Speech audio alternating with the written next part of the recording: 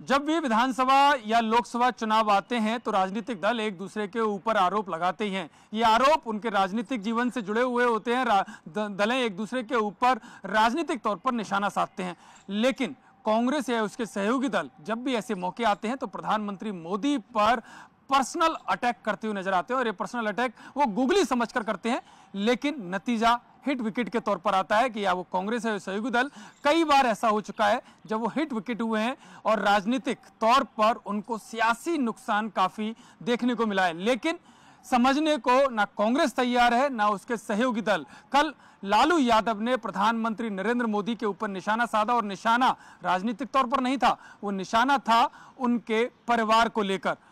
जिसके बाद पलटवार सामने आया। और पलटवार भी करारा, जिसे कहते हैं करारा जवाब प्रधानमंत्री मोदी ने तेलंगाना के आदिलाबाद में आज एक जनसभा हुई उसमें दिया और साफ तौर पर कहा कि उनका परिवार पूरा भारत है और ये 140 करोड़ लोग जो हैं वो उनके लिए काम करते हैं, क्योंकि मोदी उनके परिवार का अंग है और पूरा भारत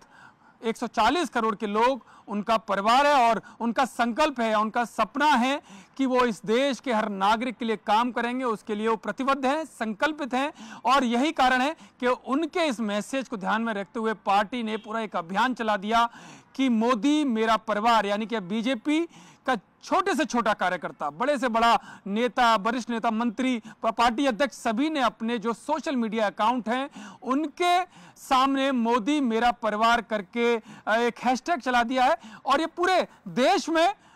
आम लोग भी इससे जुड़े, इसी वजह से मैसेज दिया गया कि जो जहां जिस राज्य के नेता हैं वो उसी भाषा में उसको प्रयोग करेंगे, जिससे इस पूरे अभियान को आम लोगों तक जोड़ने में मदद मिलेगी। इसी तरह से पिछले चुनाव की बात करें 2019 में प्रधानमंत्री मोदी के ऊपर आरोप लगाते हुए राहुल गांधी ने मोदी सरनेम को ही जो चोर बता दिया था, जिसके बाद एक बड़ा अभियान चला, उसमें उनको सजा भी हुई, हालांकि बाद में स्टे मिला। तो इस तरह का भी जो सियासी नुकसान वो राहुल गांधी की गलती की वजह से या उनके जोश में जो उन्होंने प्रधानमंत्री मोदी पर अटैक किया उसका भी नतीजा सामने देखने को मिला। लेकिन सबसे पहले ये बात करें अगर पूरे कि किस तरह से पर्सनल अटैक कांग्रेस या उनकी सहयोगी पार्टियां करती आई हैं, तो ये केवल एक बार नहीं, 2 बार नहीं, 3 बार नहीं, यानी कि 50 बार नहीं, 100 बार नहीं, उससे भी ऊपर है। 103 बार जो बीजेपी ने सूची बनाई है, 103 बार पर्सनल अटैक नरेंद्र मोदी यानी कि जो प्रधानमंत्री मोदी हैं उनके ऊपर किया गया। और जो पहला अटैक 2007 में सोनिया गांधी ने गुजरात चुनावों में किया,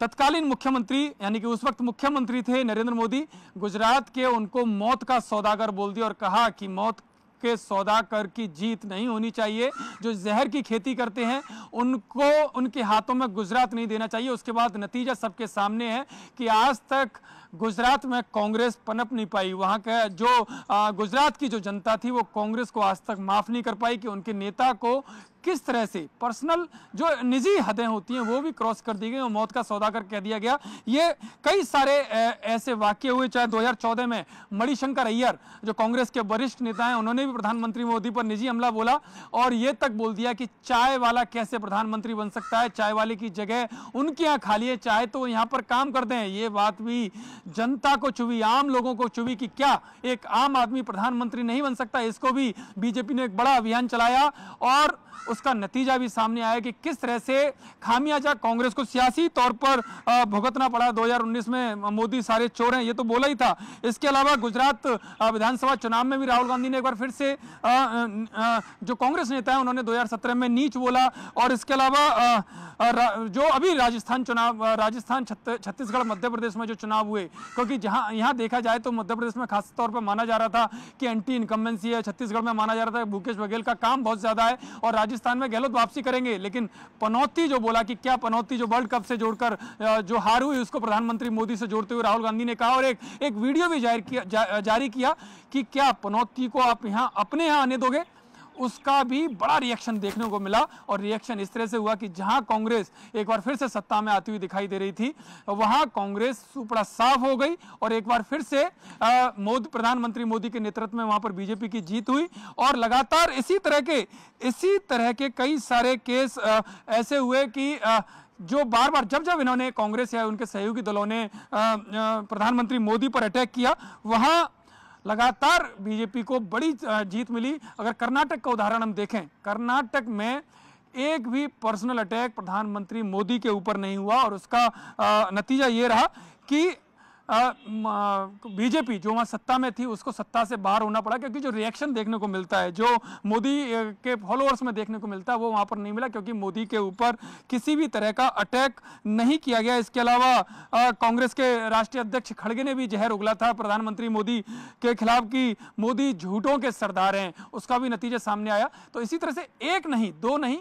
कई बार, यानी कि जो बीजेपी ने लिस्ट बनाई है, 103 बार प्रधानमंत्री मोदी को टारगेट किया गया है, उन पर पर्सनल अटैक किया गया है। और जब जब पर्सनल अटैक होता है, कांग्रेस को उसका खामियाजा भुगतना पड़ता है, यानी कि गुगली ना रहकर उनके हिट विकेट गिरा देती है, उनकी गुगली उन्हीं के ऊपर उनको चारों खाने चित कर देती है सियासी समीकरण में। फिर भी इसके बावजूद भी कांग्रेस से उसके सहयोगी दल बाज नहीं आते, बार बार वही गलती दोहराते हैं और उसका नतीजा ये होता है कि पूरे बीजेपी उसको भुनाने का काम करती है, क्योंकि बीजेपी और खासकर प्रधानमंत्री मोदी इन मामलों में माहिर माने जाते हैं कि किस तरह से उनके वार का पलटवार और दुगनी ताकत से पलटवार किया जाता है, और जो एक बयान होता है उसको पूरे देश में किस तरह से बीजेपी चुनावी अभियान बना देती है, इसके कई सारे उदाहरण सामने हैं।